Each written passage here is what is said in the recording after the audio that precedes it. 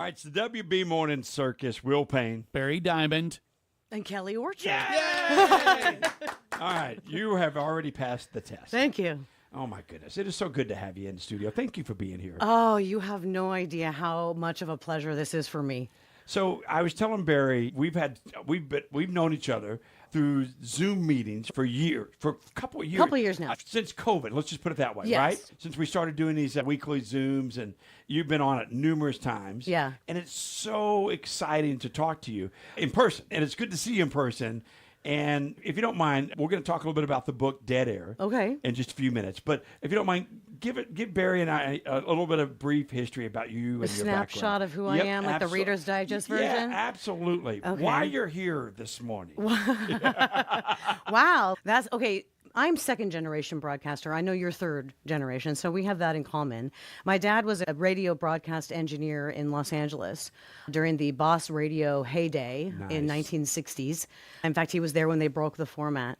But it was his dream to build, own, and operate his own radio stations. So when I was in high school, I had 3 older brothers. And when I was in high school, he moved us to Victorville, California, which is a small town, to build the first of 5 radio stations.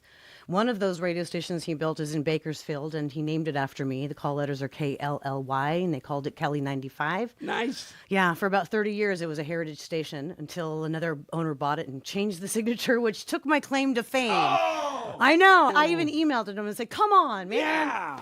Anyway. But hang on, when you say built them, you mean like engineering, put the red Yes. wire with the blue wire? He actually, from the point of finding the frequency and applying for the frequency Yeah. that would work in the market. Yeah. Fantastic. Yeah, so that doesn't happen near like it used to. Oh, no.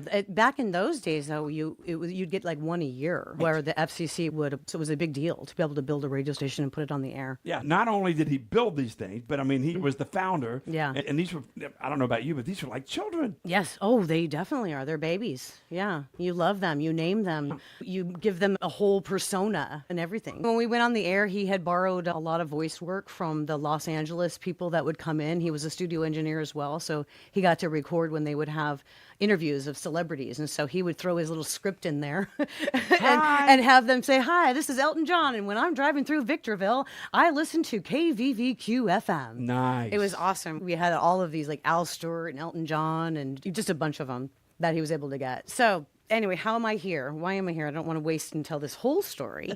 You worked with your dad. I worked through with the my years. dad through the years at the radio station. And then years later, I had spent some time selling advertising in Sacramento it was then Entercom and then CBS. Now they're the same, but they weren't when I worked up there. But Dad and I just fell into accidentally doing FCC compliance work and building public files for radio stations.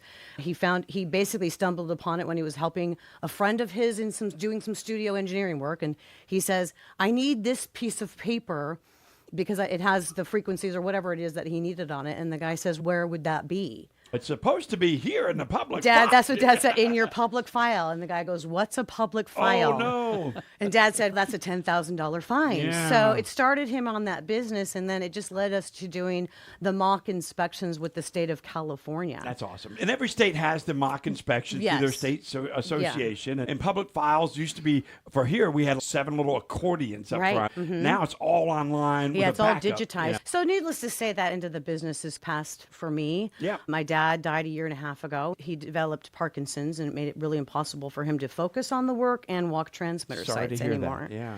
So my life trajectory took a different path too, and I ended up suffering from heart failure at the age of 42, and it landed me in the hospital and a couple of years to recover to regain my health. That's what led me to become a psychotherapist. Oh, my God. You look great, number Thank you. one. I'm And- healthy. I recovered. I have a pacemaker, had surgical procedures. The surgical procedures I had were an RF ablation. So I had to have my heart rewired. But I say that radio cured my broken heart. Oh, Because RF is radio frequency. That's right. So even though my heart was broken, it's radio that cured it. My goodness. Yeah, so I became a psychotherapist, and so that's how this novel came about, was doing the FCC compliance work. Dad and I were up working with engineers on Mount Wilson in Los Angeles so much at the time when we were doing the mock inspections that they would complain about the safety and security. And so that's where the storyline came from. And how did I end up here? A couple of years ago, I became a full-time RVer. Since I'm a psychotherapist and since COVID, I can do phone sessions. And it just seemed like I could be anywhere I want to. And we've traveled in an RV my entire life. And so I needed a purpose of where am I going to go, though? Right. I've seen all the states. I've seen every tourist attraction and state park. And my dad made sure we did this as a kid. And so one night I had this 2 a.m. epiphany. I'm like, I am going to go visit radio stations. And I'm just going to talk about them and see what they're like and what's happening in their community and what they do. And that's how I came to be here today with you. That is so fantastic. We appreciate you being here. Dead Air is the name of the book. Looking forward to digging into a little bit more on that. But look, if you don't mind, where can they purchase a copy of Dead Air? It is on Amazon. Okay. So you can find it's Dead Air the Day the Music Died. So you'd have Be to sure to put all of that in there. Right. Dead Air the Day the Music Died. Or easily you can just go to my website, kellyorchard.com. There's a link there. That's so cool. And Barry, that's one of our biggest fears, dead air. Yes, it is. it is. Yeah. Yeah. We don't like it. Oh, no. We like the book. Yes. Yes. And that's why I'm calling this podcast Radio is Not Dead. 'Cause Right. It's a play on the words of dead air. It's not dead. All right. And if you've never, ever been to this podcast before, tell your friends and family how to find it. What, my Yeah, podcast? yes, oh, yes. oh, it's on my YouTube channel, so it's a video, and my Okay. YouTube. I keep everything simple. It's my name, Kelly Orchard. All right. So do you mind putting this little thing that we're doing right here Oh, on your... absolutely. So this will be one of your sessions? Yes. Okay, Yeah, great. All right, Barry, absolutely. we've got a trapped here. Psychotherapist here. What do you need help with?